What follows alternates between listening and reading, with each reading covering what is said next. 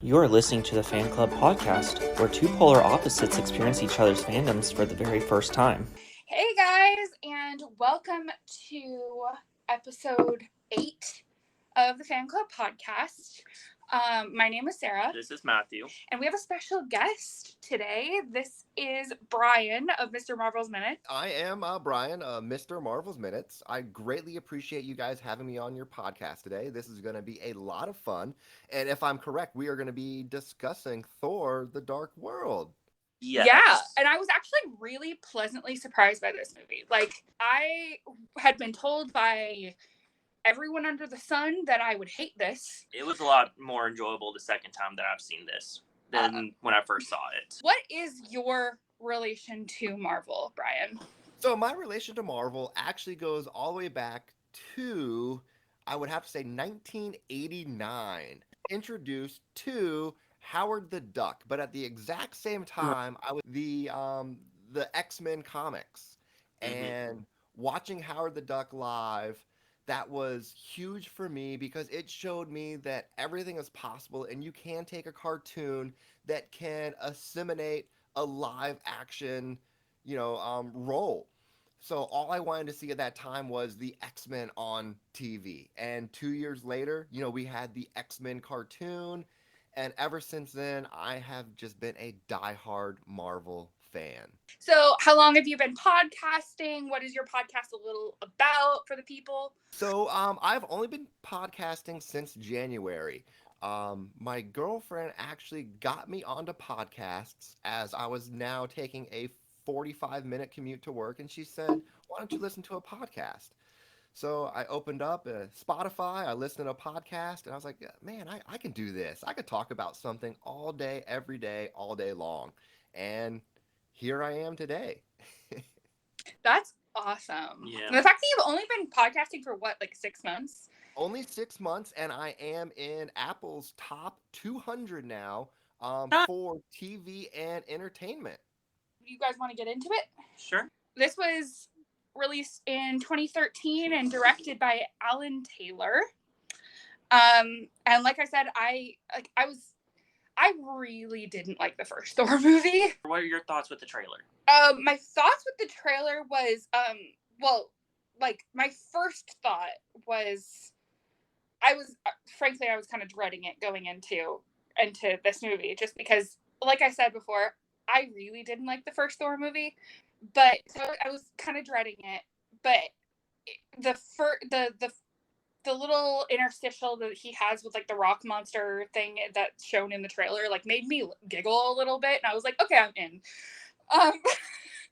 And like the movie itself is so different than what's shown in the trailer, but it frankly is so much better than the first Thor movie. My personal opinion, and that is so something I was not prepared to say. What are your thoughts on Thor in general, and then the films? Thor in general, if you can see over my shoulder, it's hard to really duck and dive here, but my room is literally dedicated to Thor.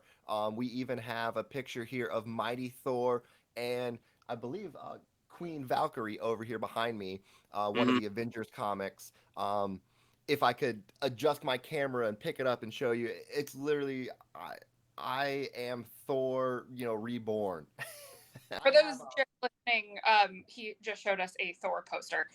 Yep. And I have the Lego Infinity Gauntlet behind you. Yep, I've got the Infinity Gauntlet behind me. I also Matthew's a big Lego nerd.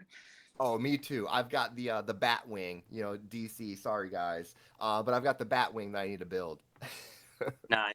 He's a big DC nerd too. He literally has a Flash tattoo on his chest. Oh, that's awesome. I have a Thor tattoo. I have a Loki tattoo. My dogs are literally named Loki and Thor. Nice.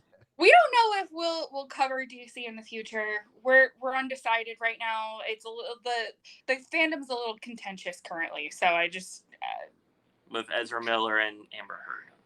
Yes. We don't know if we want to touch that.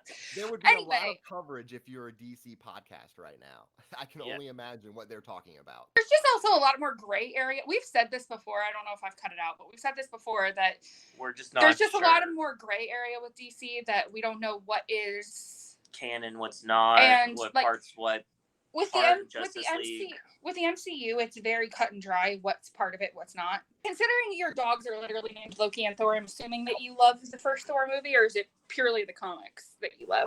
I mean, beyond the comics, obviously, what would it be? 377 when they first introduced Beta Ray Bill. That was Yeah. huge.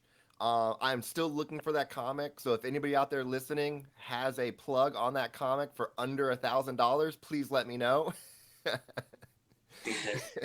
So, did you watch both Thors when they were in theaters, correct? I did, yes. Yeah. Did you? Yeah. Okay. I've seen most of them in theaters besides Captain Marvel. And you liked the first Thor movie, correct? I feel like I'm in the minority in that I didn't like the first Yes. Thor. It was a character building Yeah. movie. I like kind the of first just Captain America and Iron Man. personally, my feelings on it is it's sandwiched between really bombastic Marvel movies that really like it's sandwiched between like Iron Man 2 and Captain America. Mm-hmm. And so like both of those caught my interest more than Thor. But I think that's really what it boiled down to.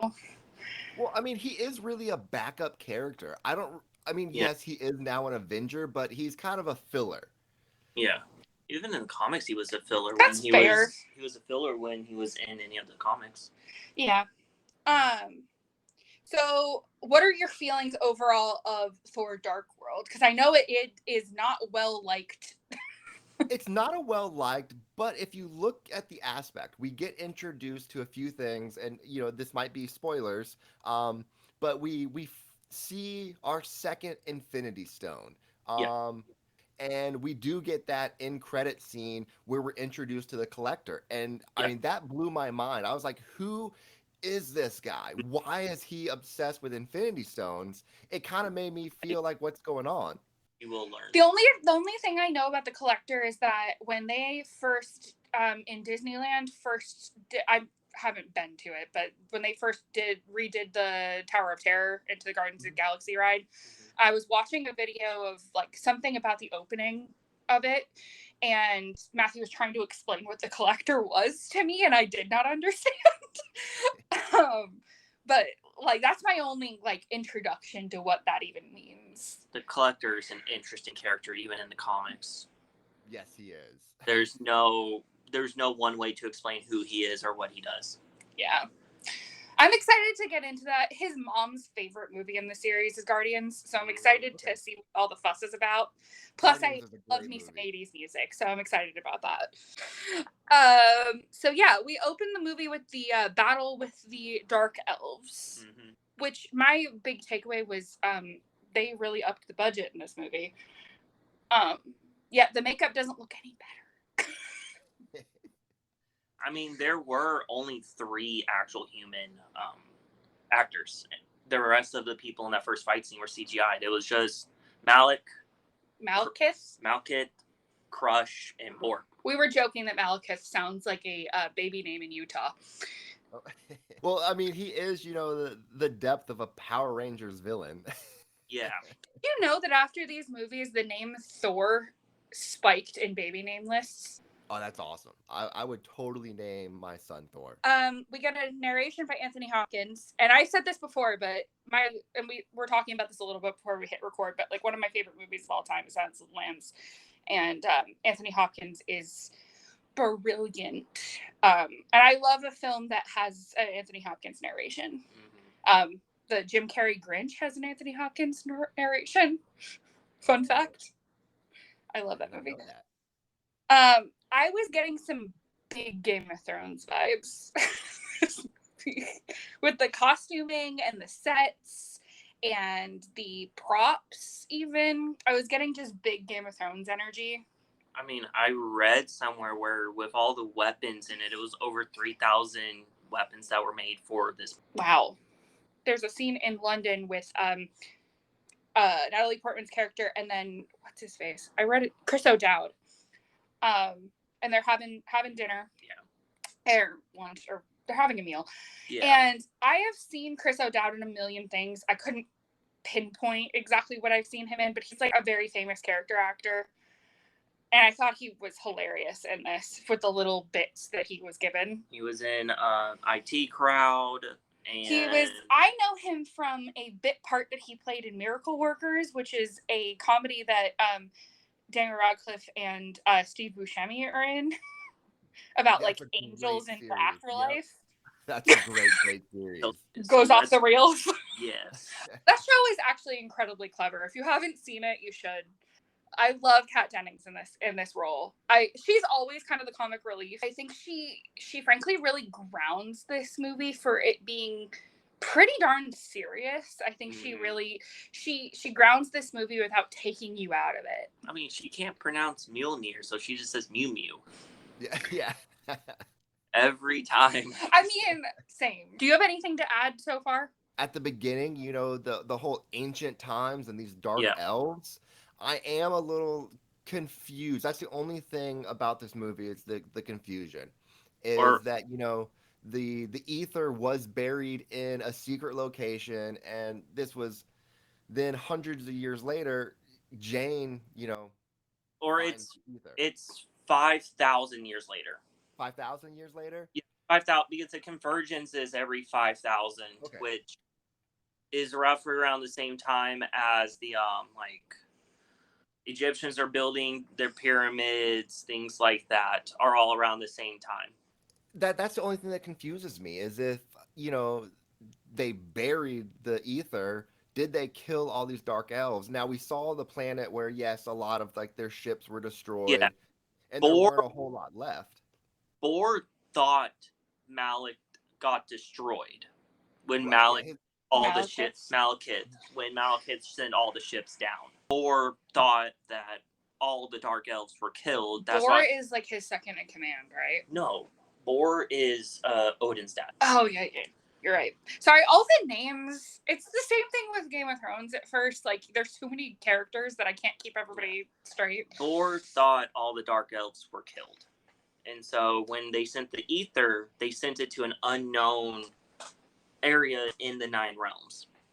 And because of the convergence, where Jane was, it all got all mixed matched. I think this movie does muddy the waters as far as the lore and like keeping all of what the ether is and the convergence and all of the random terms that they have. It muddies the waters a little bit. It's hard to keep the facts straight. Maybe it's me. Maybe I wasn't comprehending well enough, and that very well could be.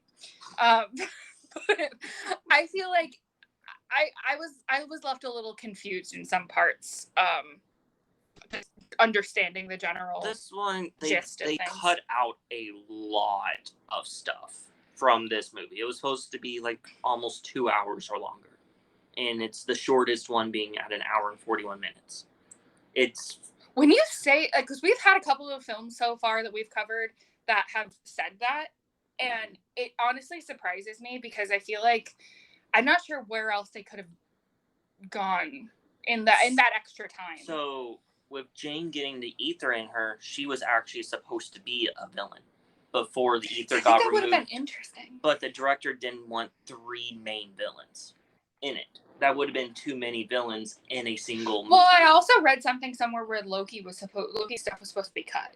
Yep, Loki was supposed to be cut, but Tom Hiddleston was like a big fan favorite. Yeah, it was more Loki got such a big hit in the Avengers. They wrote him in because he was supposed to just be in jail the entire time. His storyline didn't seem too crucial to the greater.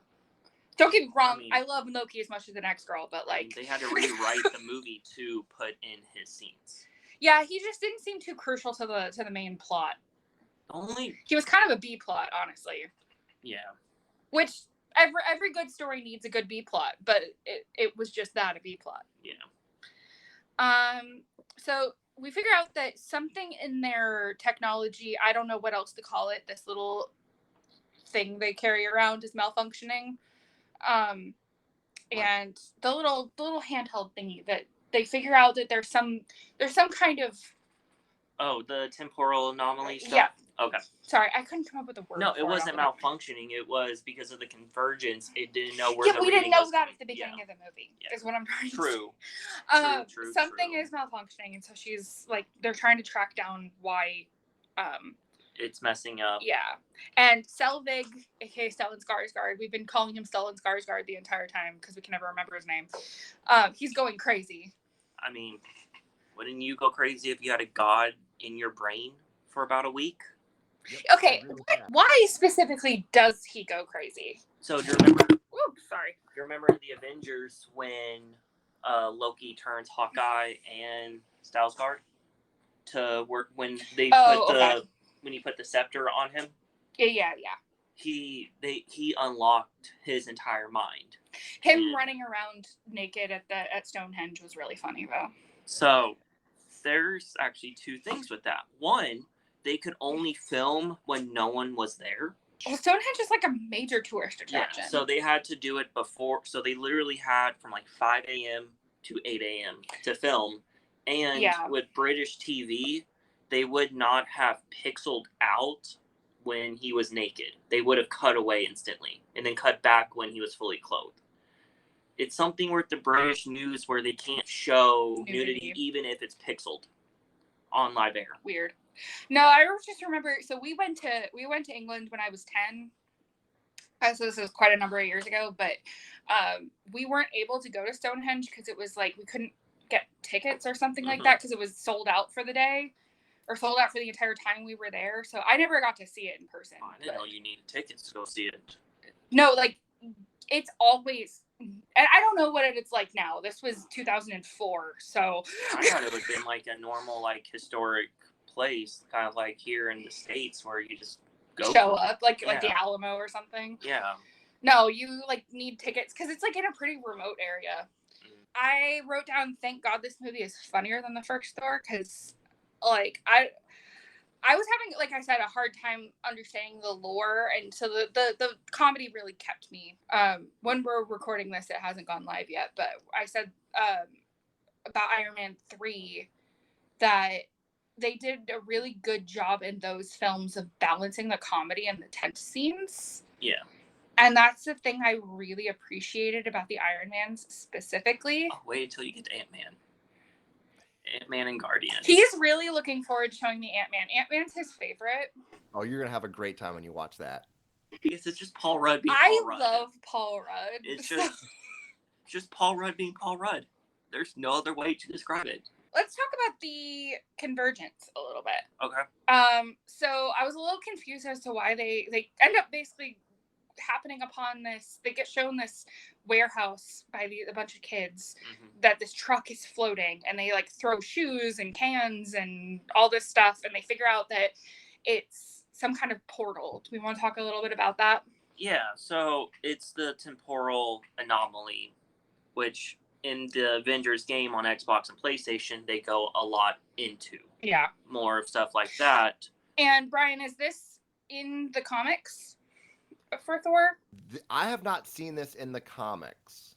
Yeah, so this may be just a movie. It's kind of like what I was saying in Thor 1 with the Bifrost. Originally, it was just a bridge, not a portal. Okay. So I did think that this was really entertaining. This scene was really funny. But it did kind of confuse me why. So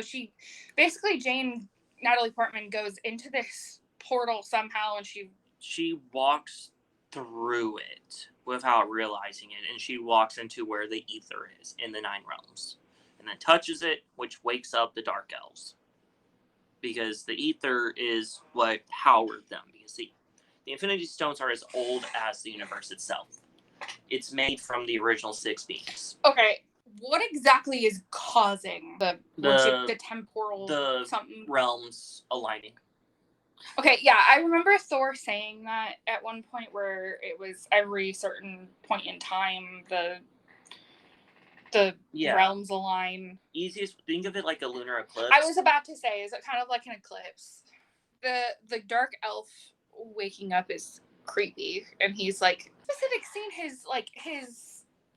they have him painted black, and I thought the makeup job was really It's like, out of all of the makeup in this movie, that was definitely the coolest.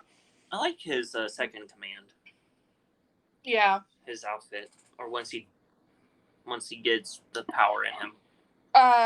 So we basically figure out that Jane has the ether inside of her. Yeah. From touching. Yeah. This. Ether is the only one that is technically not an actual stone. It's in liquid and solid, kind of like goo, where it can be whatever material it needs to be to protect itself. Like oobleck. It's like oobleck. That's such a weird. Is it wrong? No, not at all. That is awesome. It's a liquid when Jane touches it. When it's a liquid in the rock. Oobleck is such a specific reference, though. But I mean, it's a liquid and a solid. Do you know what oobleck is, Brian? I don't know what an oobleck is, but It's like when you mix cornstarch and water. Okay. Where it's like a solid and a liquid. You know, like the slime that everyone makes? Yeah. That's what it is. That was such a peak 90s reference, though. Well, it works. I feel like every elementary school kid ever makes those. Mm-hmm. I wrote down that the Dark Elf ships were really cool. They are cool. And I read something somewhere in the fun facts. I have it written down somewhere. But apparently one of the filmmakers conceptualized that the Dark Elf ships are powered by black holes. He conceptualized that they're powered by dark holes, or black holes, I mean, and that's how that they can like change directions and like they basically like, hold on, let me find it. I know their grenades are powered by black holes. I just thought that was a really cool. I was thinking their ships were powered by the darkness, since that's what they're trying to go back to. I just pulled that up. They were powered by black holes. Editing Sarah here. So according to what I have found on the internet, black holes are a common power source in Dark Elf technology, according to the MCU wiki. Don't come for me if this information is wrong. This is just what I read. Okay. Isn't that cool? Yeah, I thought that's really wild. The concept of like the shape of them were very, I don't know, they're very unique for spaceships of some kind. I know that they're not in space, but but they are also as old as the universe, because they're some of the originals. I mean, the Dark Elves were around when it was darkness. Well, and we even see the interior of the ship later, and it's very it gives similar vibes to the inside of not Captain America. Oh my God. Iron Man's suit. It kind of gives the blue projections that are all around them when they're in the interior when Thor is driving it. It kind of gives the same, like the holographic. Yeah, like the holograms around them. I thought that the masks that the elves are wearing looked like knockoff Death Eater masks. Like the Death Eaters have, at least I think it's in movie 5. I'm pretty sure every Death Eater has their own. No, it might be 4. It's been a while. They all have, every Death Eater has their own unique mask. And this one, they're all just blank faced. No, but they all like it. It looks like the Halloween store version of the Death Eater mask. The spirit version. The spirit Halloween version. Elves kill Frigga. Am I saying that right? Frigga. Yeah, it's Frigga, right? Yep. Okay. Which is Thor's mom. Which I honestly thought that was really sad. Because, I mean, in Norse mythology, she's gone by Freya and Frigga. I mean, that gives our characters the motion to, get mad about something and really build an arc right there. Kind of like Coulson. Yeah, kind of like Coulson. Yeah. To light a fire underneath them to... I mean, nothing motivates somebody like a loved one being murdered. I feel like that's kind of a trope at this point. You got to murder somebody close to the hero. I thought Asgard funerals are cool as hell. Yeah, that was some Norse shit. That was awesome.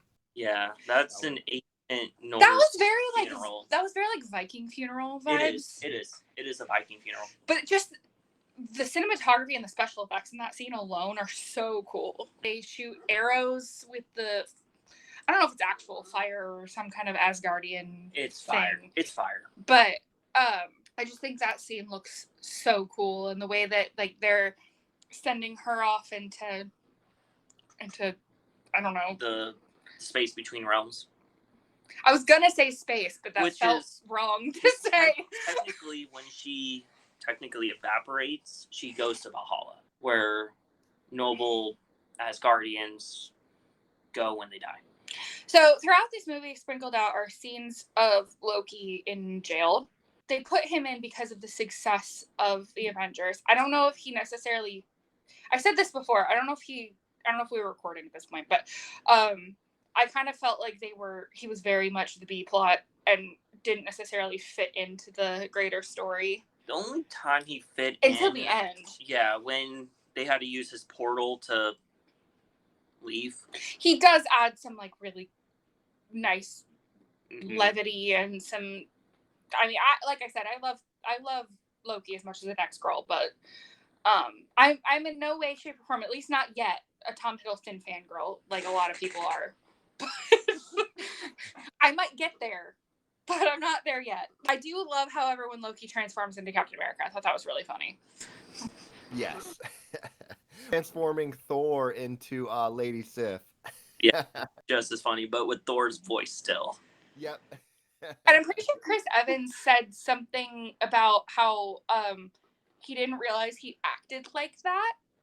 Yeah. He like acted like Thor as Captain America felt like Captain America when he was manic or something. So Captain America had to act like Loki as Loki acting like Captain America. Kind of like It's kind of like in that scene from Deathly Hallows where Hermione is being Bellatrix. Where Emma Watson is pretending to be Bellatrix. Helena Bonham Carter is pretending to be Hermione. Emma Watson playing Hermione playing Bellatrix. That's what it is. Yeah. Which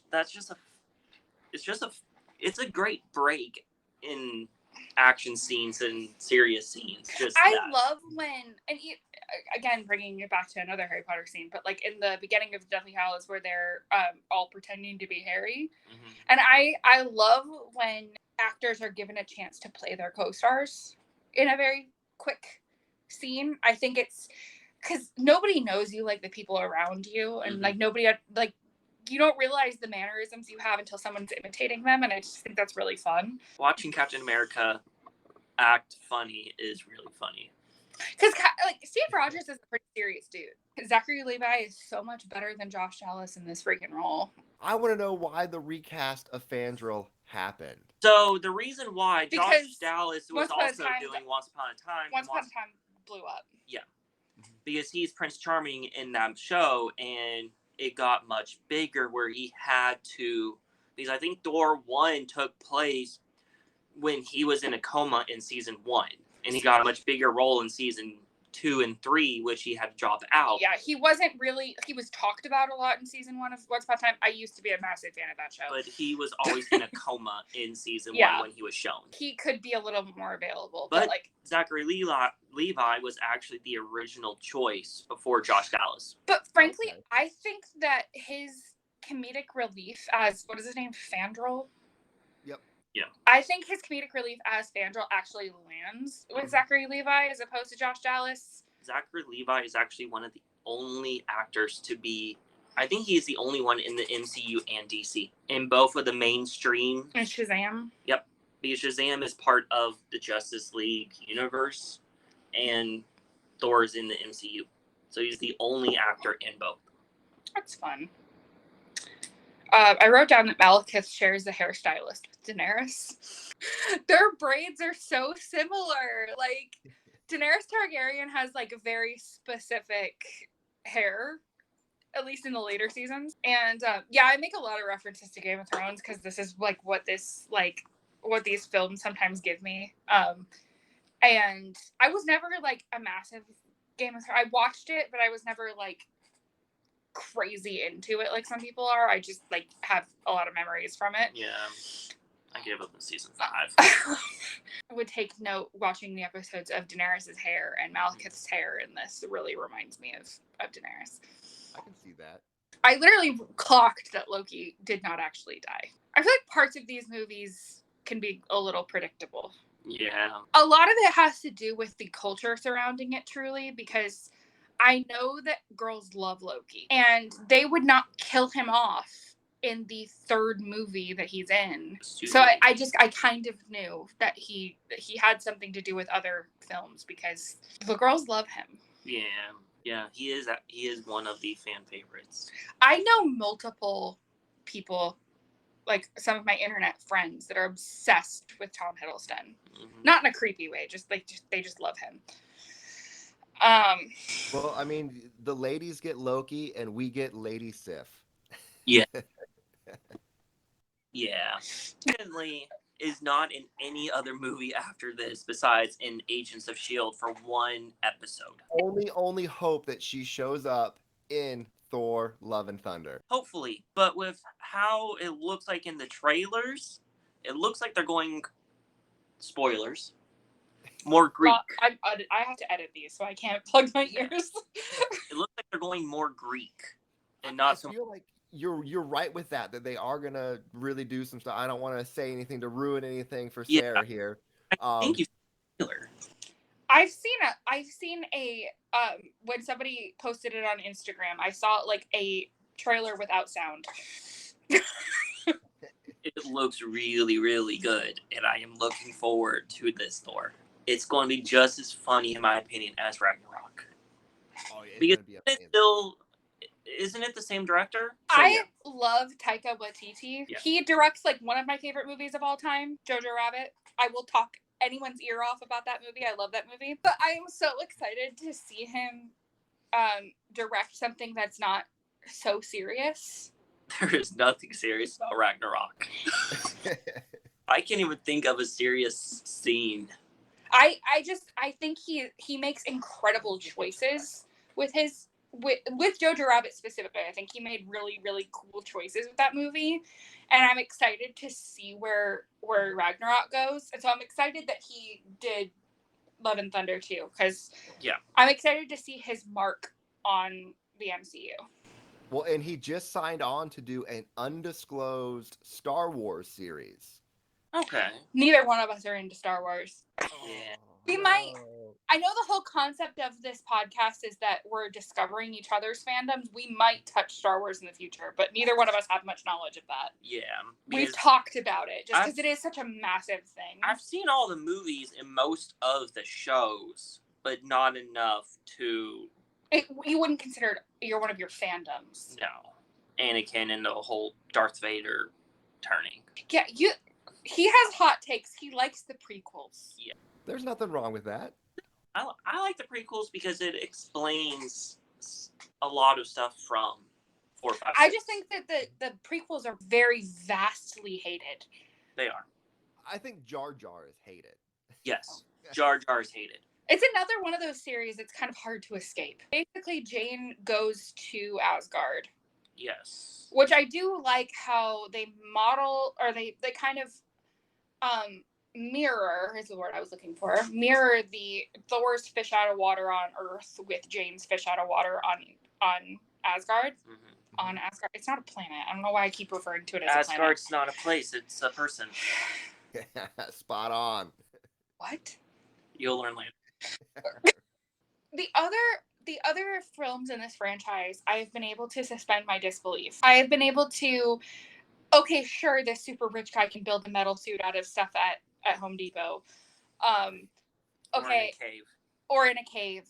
Okay, this guy from the 40s gets thrown into the 21st century. Sure. A regular scientist dude turns into a giant green monster. Sure.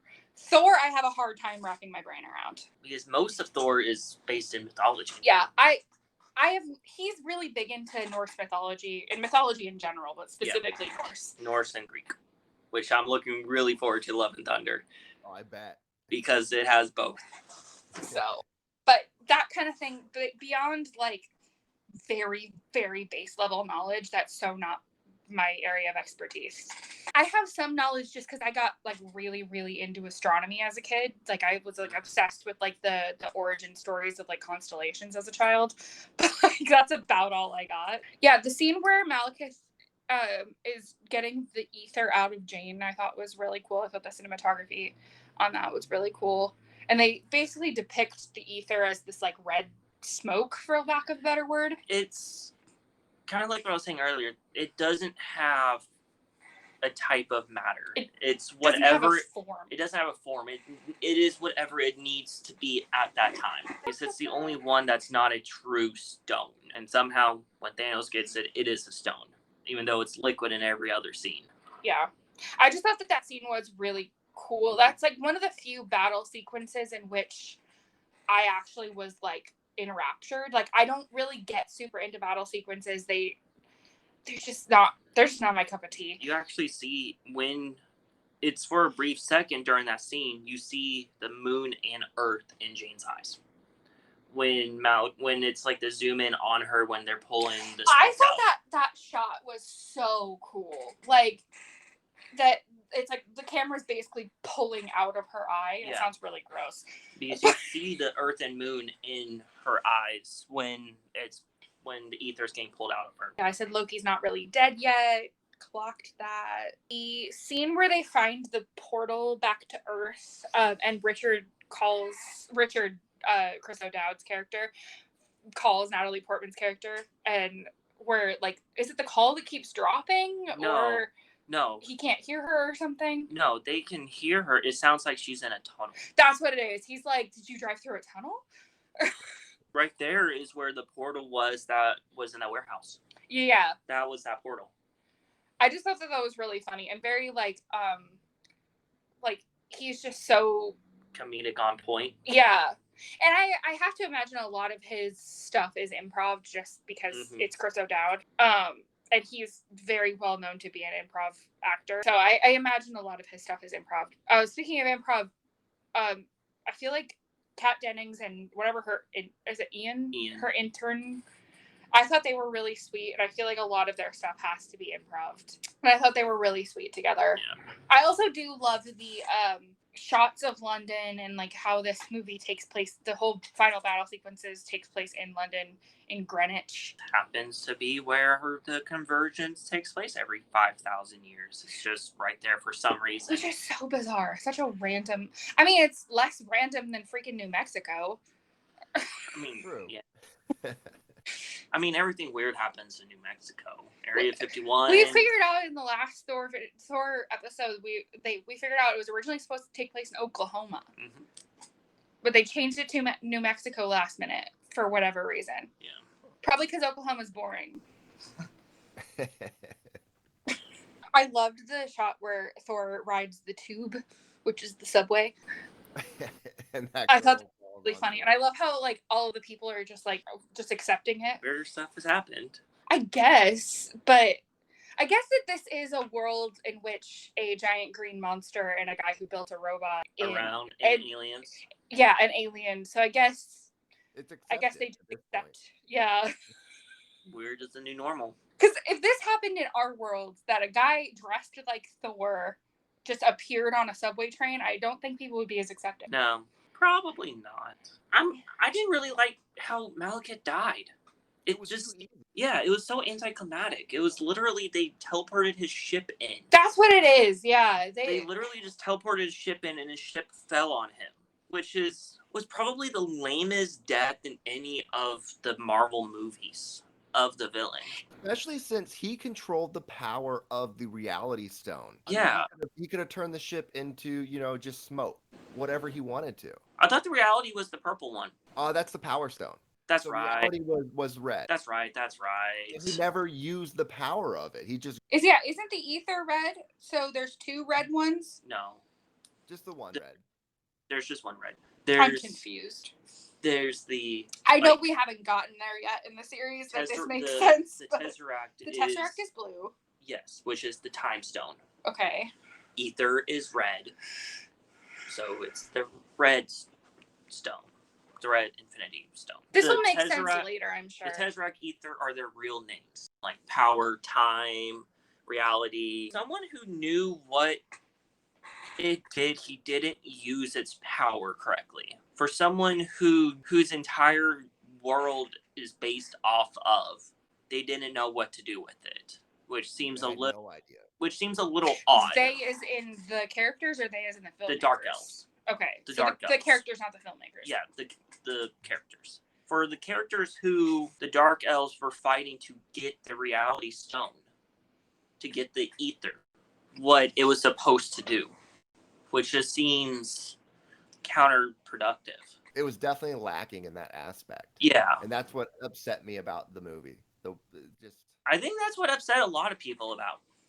Was it just like a letdown in that regard, as far as the Dark Elves as a villain?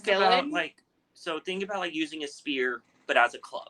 You're not using it properly. Yeah, and he didn't use his weapon properly.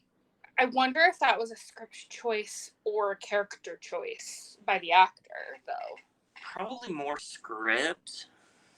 Because we did learn that the actor really only did this for money. He really hated doing this role.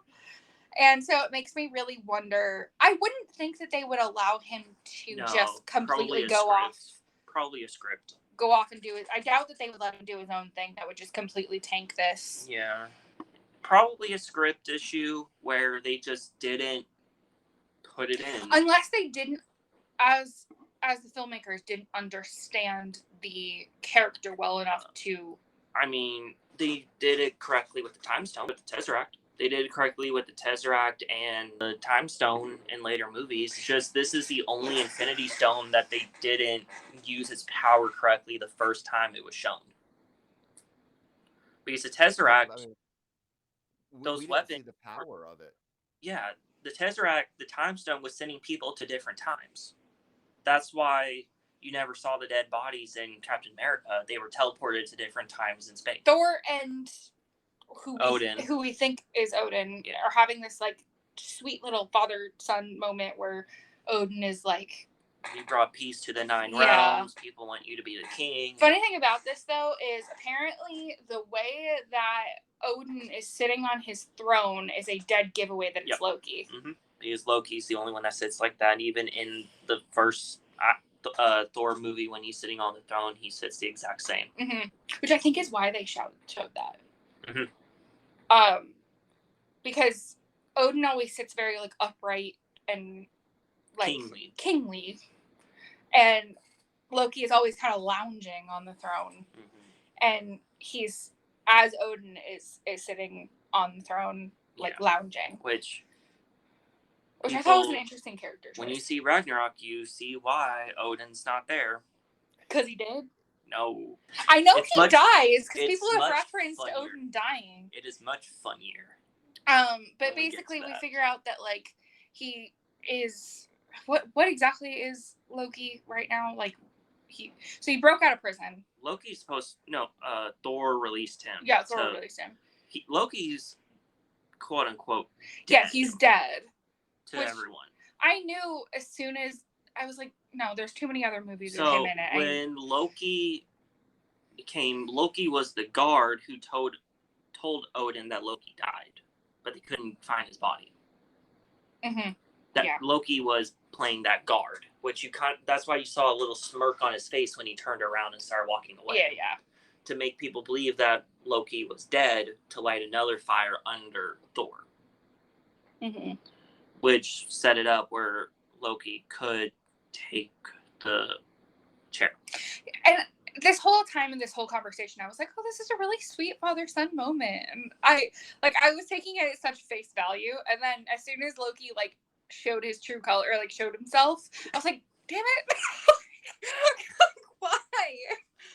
This is such a sweet, like, character development moment for them. And I mean, don't get me wrong, I like Loki as a villain as much as the next person, like I said, but I was kind of hoping for that little development in Odin and Thor's relationship. And then the end credit sequence is Sif and the dwarf one, I can never remember his name. They're bringing the ether to the collector. Yeah. Which I said out loud as Matthew and I, we try not to talk too much while we're watching the film together, just because we don't want to ruin the conversation.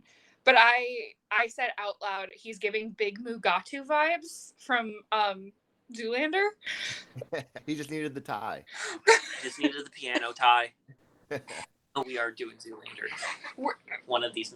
We want to do like in between big series. We want to do like one or two one-off movies. But there is some funny things. So like when Loki and Thor were flying the ship, and Thor hits the boar statue, Loki jokingly says, "You just killed your grandfather," which actually in the comics, Thor did kill Boar by Loki's deception in one of the earlier comics. Which I thought that was interesting. Yeah. They put a lot of random comic references in Thor compared to some of the other movies. So I read that collector scene is I've read it both ways, that it's the mid-credit scene and the end, and I've also read it some places that it's the end credit scene. Is there another scene that I'm missing? Some Marvel movies will have two, and I don't remember if Dark World has one or two. I think it's just that one. The end. Okay. Yeah, because I know some of the laters will have two. Like, there's the one after the colorful credits, and then there's one at the end. That's why I was asking, because I've seen something, no details or anything, but I've seen some people say like this end credit scene versus this end credit scene, and like I'm just making sure I'm not missing anything. But yeah, I think some of the later ones will have two. Do you have anything to add about the actual movie itself before we go into like some fun facts? No, I mean, at the end of the day, it was a great movie. We did get a really good story. We saw Loki develop into the brother that we always wanted him to be.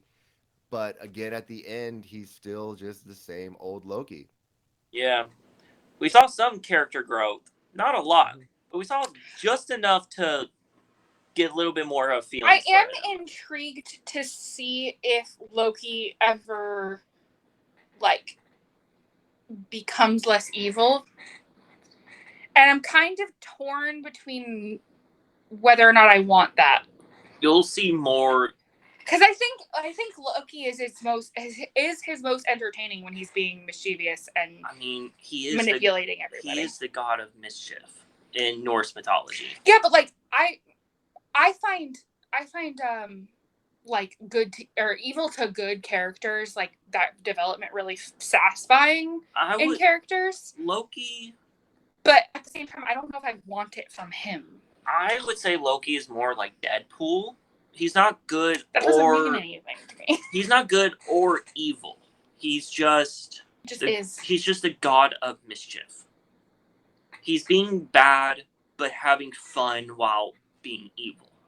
I find it so interesting that Tom Hiddleston originally went out for the role of Thor in the first Thor movie, when he very clearly is a Loki. Like, I could not imagine him as Thor. Yeah.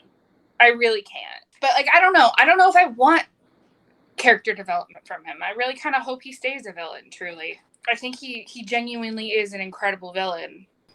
I think he's one of the Marvel's best villains ever. Mm-hmm. One of the most, or the second most interesting, because Thanos' whole storyline I still find very interesting, with his upbringing and his ties to Eternals, which they did not even go over in Eternals. Up until he's really not looking forward to covering Eternals. He really didn't like it. That's probably Marvel's worst movie ever. So that's okay. Yes, Eternal.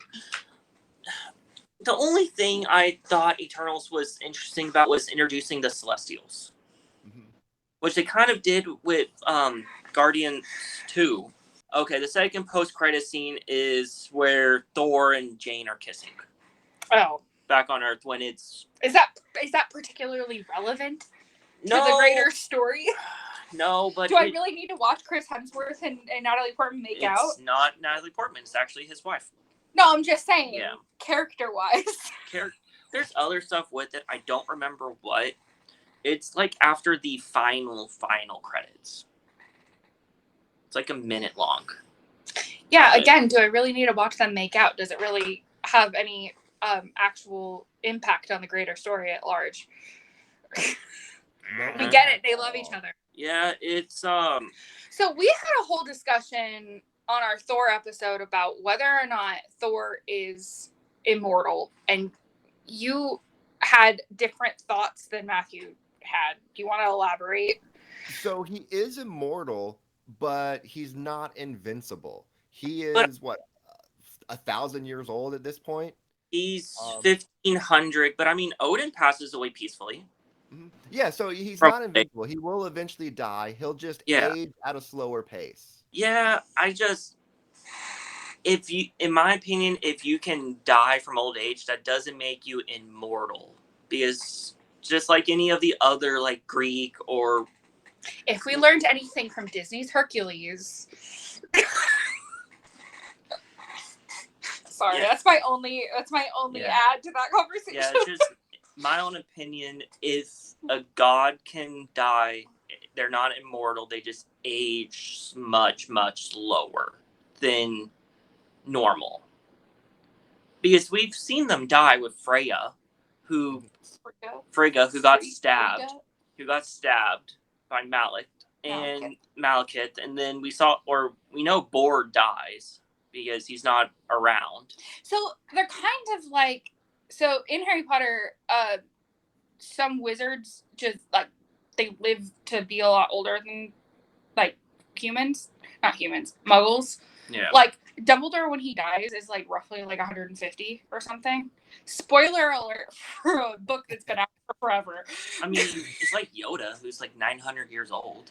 But like I feel like a lot of pieces of media have these Yeah. people or characters that age a lot slower. Yeah. Than Because that's just how I see them. They just age slower where they're not technically immortal since they do die of old age. Because immortal, I would think more of like Achilles, who was immortal unless if he got stabbed in. I mean, going back to Disney's Hercules, he has to take a potion to not to be mortal, or like he has to choose between being with Meg and being mortal. But even I know it's a Disney movie, but it is based in mythology. But you've got to think though, like his hammer is giving him his power in a sense, as far as we know right now. Yeah, as we know, his hammer does give him his powers, which I can see him being immortal. I know he's not invincible because we saw him get beat down several times in Thor Ragnarok, Endgame, Infinity War. We saw Thor get beat several times. Yeah, I mean, I don't really have anything to add in that regard. I just thought it was interesting that you both seem to have different definitions of what immortal means to you, and I thought that was an interesting conversation to be had. Yeah. Because like in the classic immortal versus not immortal discussion, like it's a lot of people view it as very black and white, like either you can die or you can't. And I like that Thor is the Asgardians as a whole is much more black. It's less black and white. I think that's kind of interesting. Because do you remember? Did they ever say how old Odin was in the movies? You know, I don't think they did. That's a good question. Is that a question? Is that a fact in the comics at all? I don't think they ever brought up his age. Yeah, because I mean, Bor died probably what 2,000, 3,000. Because I think Bor was still alive when Thor was born. I think, even going with because Odin killed Bor in Norse mythology. So what is the lifespan of an Asgardian in comparison with an Earthling or a human? That's a good question. I'm sure there's a conversion. I mean, I'm sure there's a conversion. I would say probably every 100 years on Asgard would be one Earth year. So it looks like a calculation. Odin is 1,700 years old, give or take, and it would put him to the age of about 38 in human years. Yeah. 38 and he has 2 adult sons. Right. But if he's pretty young. But Thor in the Marvel movies is 1,500. So Odin would have had him at 200 years. Asgardian. Sure. There's so much. I feel like we're talking about like human versus dog years.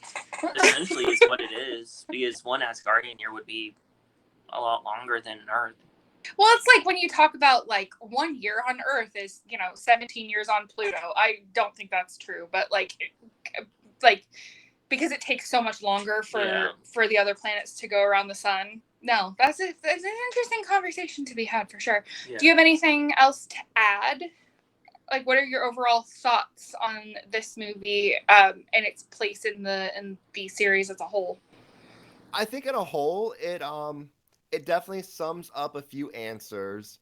Again, we do get to see another Infinity Stone, so that's always Yeah. awesome. It's another piece to the puzzle. Exactly. My one thing though, the end credit with the collector, and he is really excited about gaining that first Infinity Stone. Yeah. I want to know more about that because we know, I don't want to spoil anything for you guys, but we know in Guardians, he's looking for another Infinity Stone. Yeah. So is he trying to get these before Thanos? And does he have a bigger plan? I take it that the collector's a villain. I get villain vibes from him. I wouldn't say villain.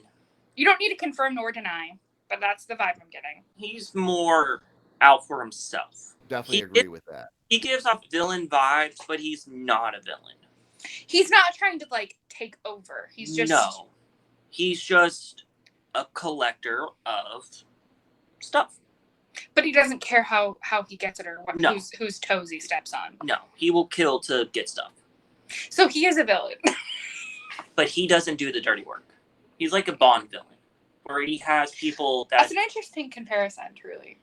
He's more like a Bond villain, where he has other people to do the dirty work, where he doesn't get his hands dirty. So more like an anti-supervillain. Yeah, he's an anti-supervillain. He definitely has an ulterior motive.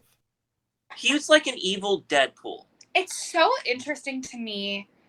These films, when we first started this, I genuinely didn't think that these films were as complicated and multi-layered as they are. Like, I knew each one was a piece of the puzzle, but I was not aware that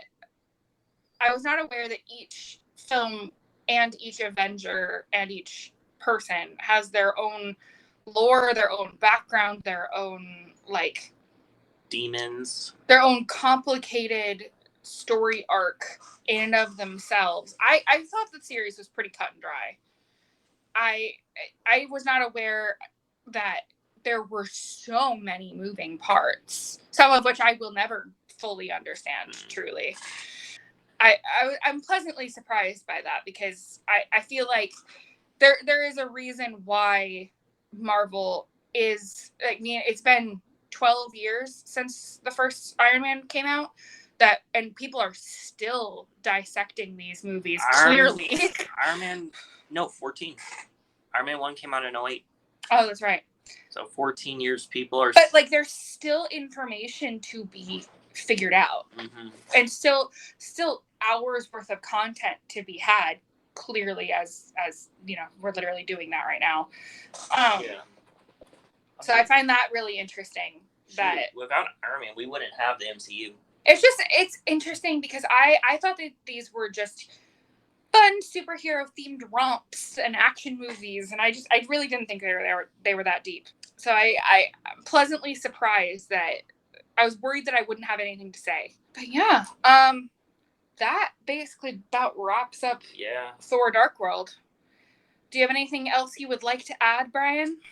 No, that covers it all. We want to thank you for being on our podcast, we had Matthew's sister on as a guest, but so I guess technically you're not our first guest, but our first guest with a podcast, I guess. Well, I greatly appreciate that. We really appreciate having a friendly relationship with you over the coming months. Yeah. And we appreciate you coming onto the podcast. Yeah. Do you want to tell the people where they can find you? You can find me on all social media at MrMarvelsMinutes. You can find my podcast on Apple Podcast, Spotify, Stitcher, you name it, it's there. I get into the finite details of every movie, every new series, starting off with Phase 4. I do some throwbacks to some of my favorites, but I really break everything down and give you the cold heart details so you don't have to watch the shows or movies. Awesome. Okay. So y'all go check him out, and we will see you next week when we cover Captain America Winter Soldier. Yeah. And yeah, have a good week, y'all. Bye. If you would like to send us any feedback or any messages, you can follow us over on Instagram at thefanclub_podcast or on Twitter at fanclub_podcast. Or you can discuss each episode with us over on our subreddit, which is reddit.com/r/thefanclubpodcast. And make sure that you tune in every Marvel Monday.